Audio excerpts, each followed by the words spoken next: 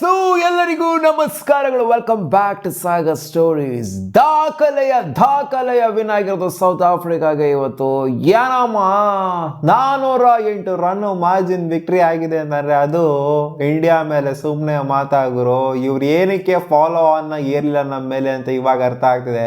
ಇವರು record create ಮಾಡೋದಕ್ಕೋಸ್ಕರ, history ಬರೆಯೋದಕ್ಕೋಸ್ಕರ ಈ ಥರ ಒಂದು ಸೀನ್ನ ಮಾಡಿದ್ದೇವರು.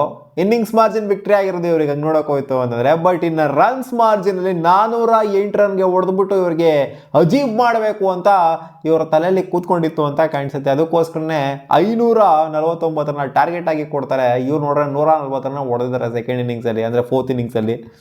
ಇನ್ನೆಲ್ಲಿ 408 ರನ್ ಗುರು. ಯಪ್ಪ, ನನಗೆ ನಿಜವಾಗ್ಲೂ ಇಂಡಿಯನ್ ಟೀಮ್ ನೋಡ್ತಿದ್ದೀನ, ಏನು ನೋಡ್ತಾ ಇದ್ದೀನಿ ನಾನು ಅಜ್ಜಿ, ಹಿಂಗೆ ನೋಡ್ತಾ ಇದ್ದೀನಿ ನಾನು ಅಜ್ಜಿ. ಇದು ಇಂಡಿಯನ್ ಟೀಮಾ? ಇದು ಯಾವ ಟೀಮ್ ಗುರು? ಇದು ಯಾವ್ದಾದ್ರು ಅಸೋಸಿಯೇಟ್ ನೇಷನಾ? ಆ ಥರ ಹೊಡೆದ್ಬಿಟ್ಟು ಬಿಸಾಕಿದಾರಲ್ಲ ಗುರು. ಡಾಮಿನೇಷನು 2 ಮ್ಯಾಚ್ ನೋಡಿ, 2 ಮ್ಯಾಚು ಡಾಮಿನೇಷನು. ಹತ್ರ ಕೊಡಕ್ಕೆ ಬರೋಕ್ಕೆ ಬಿಟ್ಟಿಲ್ಲ ಅಲ್ಲಿ ಇಂಡಿಯನ್ಸ್ನ. ಅಲ್ಲಿ ಫಸ್ಟ್ ಮ್ಯಾಚು ಹತ್ರ ಬರೋಕ್ಕೆ ಬಿಟ್ಟಿಲ್ಲ, ಸೆಕೆಂಡ್ ಮ್ಯಾಚು ಹತ್ರ ಬರೋಕ್ಕೆ ಬಿಟ್ಟಿಲ್ಲ. ಅಲ್ಲಿ complete domination. It's best. White wash, India white wash ಆಗಿದೆ. ಹೌದು, 2 ಮ್ಯಾಚ್ ಆಗಿರ್ಬೋದು, ಬಟ್ ವೈಟ್ ವಾಶ್ ಏನೇ. ಸೀರೀಸ್ ಅಂದಮೇಲೆ 2 ಮ್ಯಾಚು 3 ಮ್ಯಾಚ್ ಇರುತ್ತೆ. ಅಲ್ಲಿ 2 ಮ್ಯಾಚ್ ಸೋತಿದ್ರೆ ವೈಟ್ ವಾಶ್ ಲೆಕ್ಕನೇ ಅದಲ್ಲಿ. ವೈಟ್ ವಾಶ್ ನಾವು ಯಾವ ಕಾಲ ಆಗೈತೆ ಗುರು ನೋಡಿ. ನಾವು ಇಂಡಿಯಾ ಆಗಿರೋದು ವೈಟ್ ವಾಶು. ಅವನಜ್ಜಿ ವೈಟ್ ವಾಶ್ ಆಗಿದ್ದೀವಲ್ಲ ಅದನ್ನು. ಸೌತ್ ಆಫ್ರಿಕಾ 25 ವರ್ಷ ಆದಮೇಲೆ ಸೀರೀಸ್ನಾಗ ಗೆಲ್ತಾರೆ ಅಲ್ಲಿ. ನೋಡಿ ಹೆಂಗಿದೆ ಅಂತ. ಡೆಮ್ಮಾ ಬೌಮಾಂಡ್ರ್ ಕ್ಯಾಪ್ಟನ್ಸಿಲಿ 27 ವರ್ಷ ಒಂಥರ ನೋಡಿ, ಒಂಥರ ಟೆಸ್ಟ್ ಮೇಸೇ ಇರಲಿಲ್ಲ ಅವ್ರಿಗೆ, ಅದನ್ನ ಗೆಲ್ತಾರೆ. ವರ್ಲ್ಡ್ ಟೆಸ್ಟ್ ಚಾಂಪಿಯನ್ಶಿಪ್ನ ಗೆಲ್ತಾರೆ. ಜೊತೆಗೆ ಇಲ್ಲಿ ಬಂದ್ಬಿಟ್ಟು ಇಂಡಿಯಾ ಮೇಲೆ ಡಾಮಿನೇಟ್ ಮಾಡಿಕೊಂಡು ಸೀರೀಸ್ನ ಕಂಪ್ಲೀಟ್ಲಿ ವೈಟ್ ವಾಶ್ ಮಾಡಿಬಿಟ್ಟು ಡಾಮಿನೇಟ್ 2 ಮ್ಯಾಚು ಡಾಮಿನೇಟ್ ಮಾಡಿಬಿಟ್ಟು ಇಂಡಿಯನ್ಸ್ನ ಒಂಥರ ಹ್ಯುಮಿಲೇಟ್ ಮಾಡ್ತಾರೆ, ಅಜೀಬ್ ಮಾಡ್ತಾರೆ. ಈ ಮ್ಯಾಚ್ ಅಜೀಬೇ ಆಗಿರೋದು ಇಂಡಿಯಾಲಿ. ಲಾಸ್ಟು ನಮ್ಮದು ರೆಕಾರ್ಡ್ ನೋಡ್ತು ಅಂತಂದರೆ, ನಮ್ಮ ರೆಕಾರ್ಡ್ ಅಲ್ಲ, ಅಪೋನೆಂಟ್ ರೆಕಾರ್ಡ್ ನೋಡ್ತು ಅಂತಂದರೆ 348 ರನ್ನು ಮಾರ್ಜಿನ್ 2004ಅಲ್ಲಿದ್ದಂಥ ನಮ್ಮ ಲಾಸ್ಟ್ ವರ್ಸ್ಟ್ ರೆಕಾರ್ಡ್ನ, ಕಳಪೆ ರೆಕಾರ್ಡ್ನ ಇವಾಗ ಬ್ರೇಕ್ ಮಾಡಿದ್ದಾರೆ ನಮ್ಮ ಇಂಡಿಯನ್ ಟೀಮ್. ಮತ್ತೆ ಸೌತ್ ಆಫ್ರಿಕಾ ಬ್ರೇಕ್ ಮಾಡೋದಲ್ಲ, ಇದು ಇಂಡಿಯಾನೇ ಬ್ರೇಕ್ ಮಾಡ್ಕೊಂಡಿದ್ದಾರೆ ಅವರ ರೆಕಾರ್ಡ್ನ, ವರ್ಸ್ಟ್ ರೆಕಾರ್ಡ್ನ. ಮತ್ತೆ ವರ್ಸ್ಟ್ ಅಂತ ಇವಾಗ ಪ್ರೂವ್ ಮಾಡ್ಕೊಂಡಿದ್ದಾರೆ. 342 ರನ್ನು, ಅದು ಯಾರ ಅಗೇನ್ಸ್ಟ್? ಆಸ್ಟ್ರೇಲಿಯಾ ಅಗೇನ್ಸ್ಟ್ ನಾಗ್ಪುರಲ್ಲಿ 2004 ಆಗಿದ್ದು. ಆಲ್ಮೋಸ್ಟ್ 21 ವರ್ಷ ಆದ ನಂತರ 408 ರನ್ನು ಮಾರ್ಜಿನ್ನ ಸೋಲು ಆಗಿದೆ ನಮ್ಮ ಇಂಡಿಯನ್ ಟೀಮಿಗೆ. ಆ್ಯಂಡ್ ಏನಿತ್ತು ಇವತ್ತು?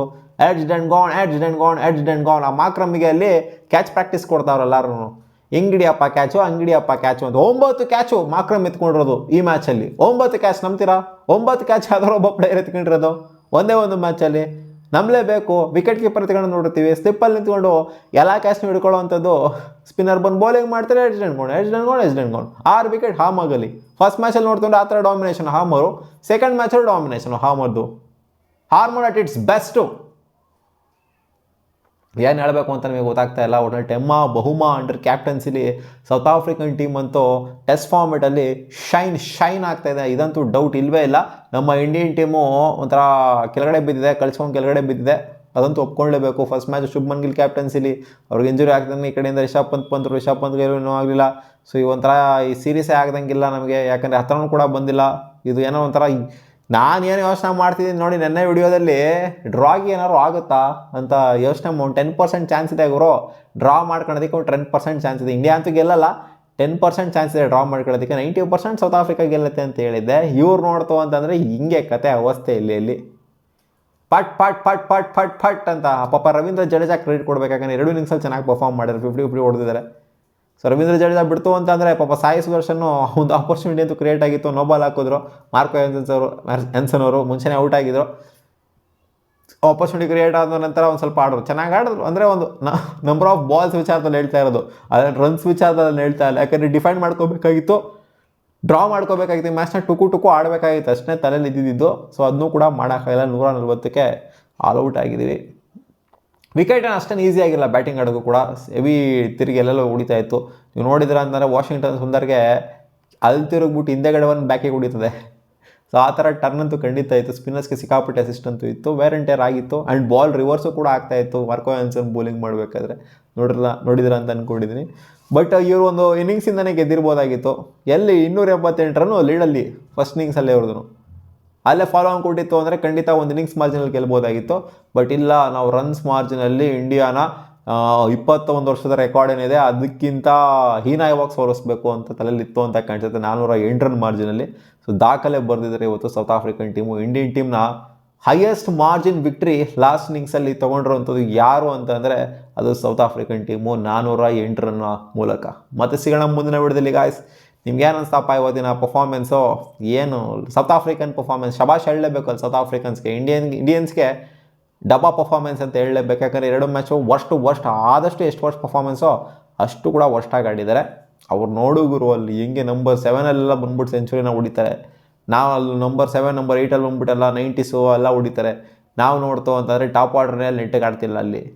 ಇನ್ನು ಎಲ್ಲಿಂದ ನಾವು ಎಕ್ಸ್ಪೆಕ್ಟ್ ಮಾಡೋಕ್ಕಾಗುತ್ತೆ ಗೆಲ್ಲಬೇಕು ಅಂತ. ಖಂಡಿತ ಶಬಾಷ್ ಹೇಳಲೇಬೇಕು ಸೌತ್ ಆಫ್ರಿಕನ್ಸ್ಗೆ. ಡಾಮಿನೇಟ್ ಮಾಡಿದರೆ ಆ್ಯಂಡ್ ಇಂಡಿಯಾಗೆ ಬಂದ್ಬಿಟ್ಟು ಡಾಮಿನೇಟ್ ಮಾಡೋದು ಸುಮ್ಮನೆ ಅಲ್ಲ ಅಂತ ನಾವು ಹೇಳ್ತಾ ಇದ್ವಿ ಅಷ್ಟೇ. ಅದು ಸುಮ್ಮನೆ ಮಾತೇನೆ ಅಂತ ತೋರಿಸಿದ್ದಾರೆ ಸೌತ್ ಆಫ್ರಿಕನ್ಸು.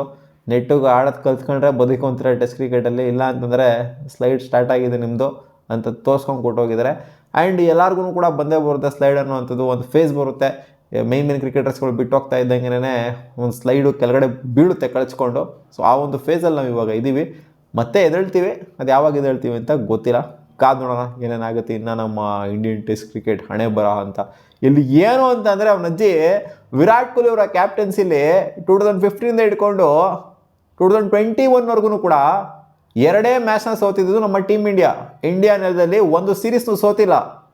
ಆ್ಯಂಡ್ 2 ಮ್ಯಾಚ್ನ ಸೋತಿರೋದು. ಆಗಿರೋಂಥ ಮ್ಯಾಚ್ಗಳೆಲ್ಲ ತೊಗೊಂಡು ನೋಡ್ತಾನೆ 2 ಮ್ಯಾಚ್ ಸೋತಿರೋದು. ಆ್ಯಂಡ್ ಒಂದು ಸೀರೀಸ್ನು ಕೂಡ 2015ಇಂದ 21ವರೆಗೂ ಇಂಡಿಯನ್ ಹೋಮ್ ಕಂಡೀಷನ್ಸಲ್ಲಿ ಸೋತೇ ಇಲ್ಲ. ಆ 6 ವರ್ಷ ಇವಾಗ ನೋಡ್ತೋ ಅಂತಂದರೆ ವೈಟ್ ವಾಶ್ ಆಗೋ ಥರ ಆಯ್ತು ಇಲ್ಲಿ. 6 ವರ್ಷದಲ್ಲಿ 2 ಮ್ಯಾಚ್ನ ಸೋಲತ್ಕೂ, ಒಂದೇ ಸೀರೀಸಲ್ಲಿ 2 ಮ್ಯಾಚ್ನ ಸೋಲತ್ಕೂ ಏನು ಗರ್ರು ಇದು ನಜ್ಜಿ ಅಂತ ಅನ್ನಿಸ್ತೈತೆ. ಮತ್ತೆ ಸಿಗೋಣ ಮುಂದಿನ ವಿಡಿಯೋದಲ್ಲಿ ಗಾಯ್ಸ್. ಬಾಯ್.